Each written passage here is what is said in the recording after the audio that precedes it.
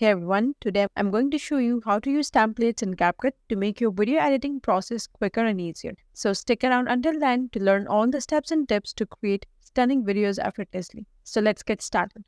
Now first open the CapCut app and you will see these four options at the bottom. First is Edit, Templates, Inbox, Me. So click on Templates and here you will find number of templates to use. So you can choose any template.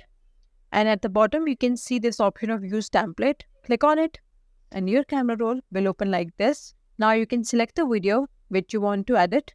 And once you choose the video that you want to edit, click on next. And now you can see your video is there prepared. Simply click on export and your video will be saved in your gallery.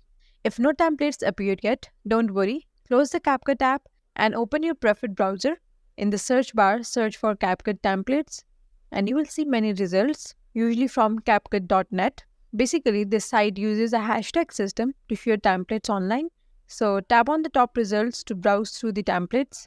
Now you can here scroll down to find a template you like. You can preview any template by clicking on it. And if you like the template, at the bottom you can see we have this option of use template. Click on it and with that you can use the template. Now let's explore another method using TikTok. So open the TikTok app. And in the search bar, search for CapCut templates. Now you will find many videos and accounts dedicated to sharing templates. You simply click on the video and if it includes a CapCut template, there will be a link saying CapCut, try this template. So simply click on that link and it will open the template in CapCut. You can preview it and if you like it, then press use template. And once you have selected a template, you will be prompted to choose the video you want to include. Then simply select your clips and press preview.